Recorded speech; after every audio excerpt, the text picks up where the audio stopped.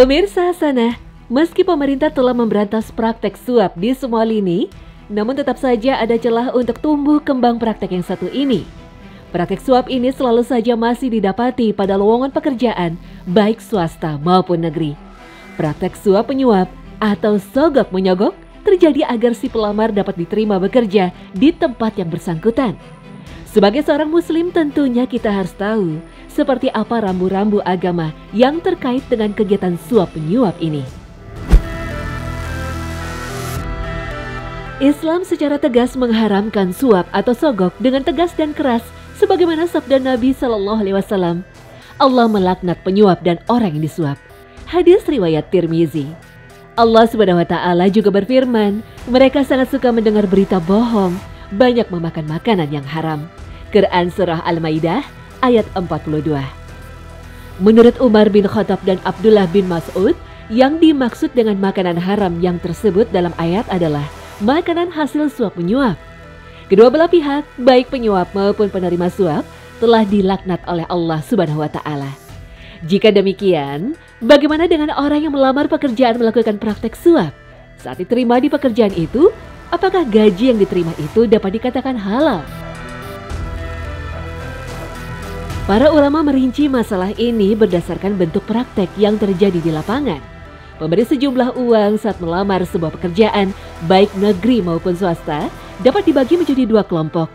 Pertama, orang yang tidak berhak atas pekerjaan yang dilamarnya karena tidak memenuhi syarat-syarat yang ditetapkan. Misalnya, seorang lulusan S1 memberikan sejumlah uang, jasa atau benda agar diterima menjadi pegawai, padahal syaratnya adalah lulusan S2. Kelompok pertama ini jelas melakukan perbuatan yang diharamkan karena memberikan suap untuk mendapatkan sesuatu yang bukan haknya. Dan ini berarti merampas hak orang lain atau menzolimi orang lain. Bila benar-benar diterima kerja, maka mereka tidak berhak menerima gajinya. Lalu, bagaimana jika dia ingin bertobat? Jika yang bersangkutan ingin bertobat, menurut sebuah fatwa dari Fatwa Tarjih, maka dia harus menyesali perbuatannya itu, berjanji tidak akan mengulanginya lagi, memohon ampun kepada Allah, lalu melepaskan jabatannya itu dan mencari pekerjaan lain yang memberinya upah atau gaji yang halal. Adapun orang yang sebenarnya berhak atas pekerjaan tersebut karena telah memenuhi syarat-syaratnya, namun masih harus diseleksi untuk menentukan siapa yang diterima, kemudian memberikan sogokan agar bisa mengalahkan pesaing-pesaingnya sebelum keputusan penerimaan, maka dia juga telah melakukan perbuatan haram.